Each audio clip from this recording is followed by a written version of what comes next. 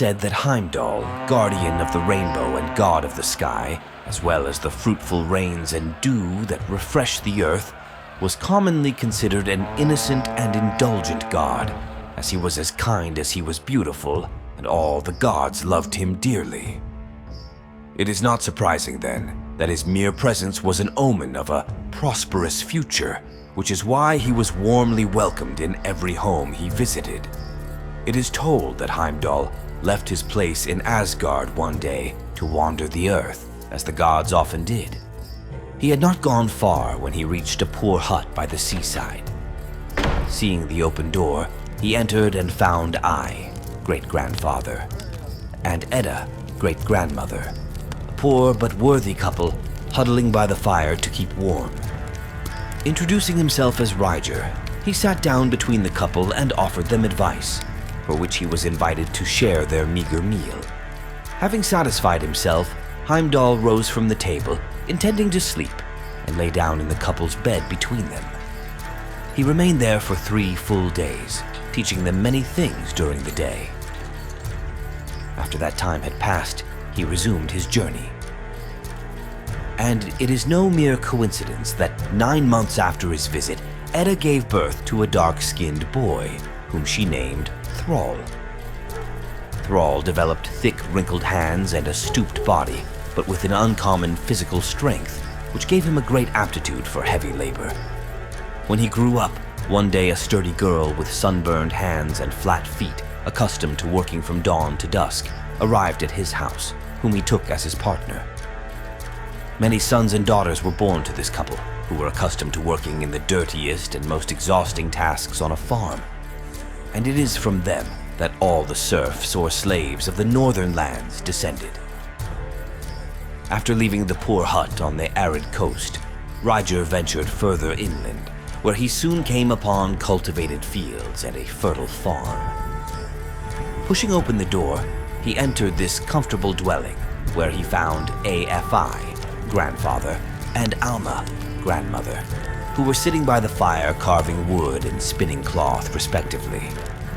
Both were better dressed and looked better than the previous couple, and they hospitably invited him to sit with them and share the simple but abundant food they had prepared for him.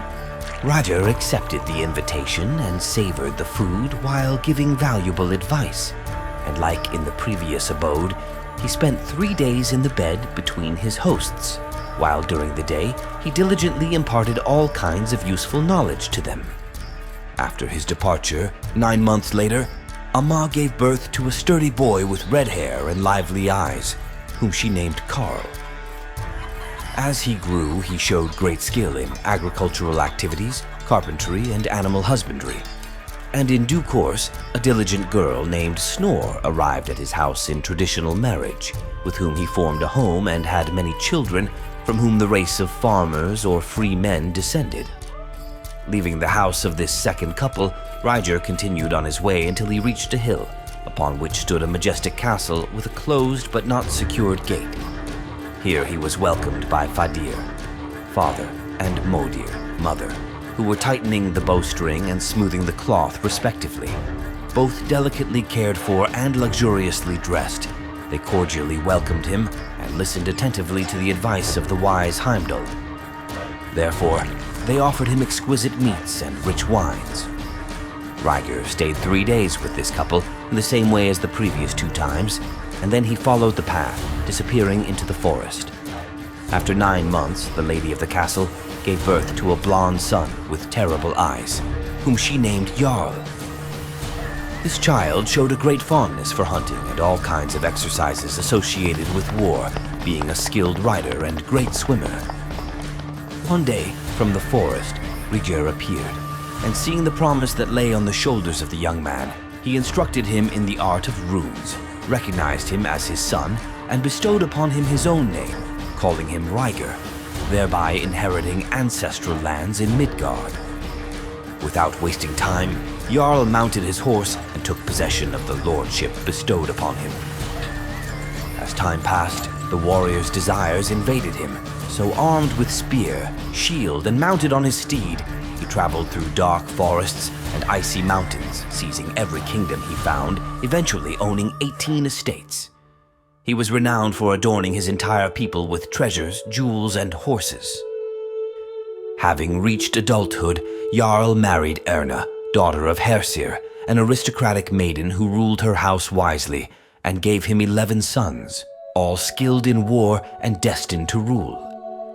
It is said that only the youngest of the sons, Konungur, had the same skills as his father, mastering the runes, possessing the strength of 8 men, understanding the language of birds, and demonstrating great magical feats such as calming the sea, extinguishing fire, and healing the minds of men. So great was his power that he defeated his father in rune reading, thus receiving a new name, that of his divine father and grandfather, Rígr.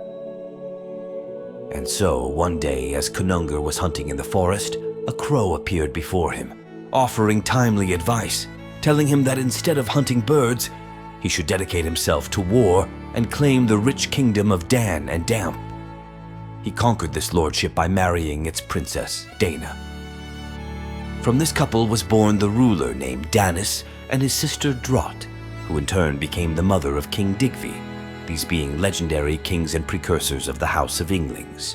At the same time that Heimdall traveled to Midgard and gave birth to social classes, various goddesses arrived in Asgard and assumed roles so important that they acquired a place in the social order of gods and men, deities that accommodated love and passion.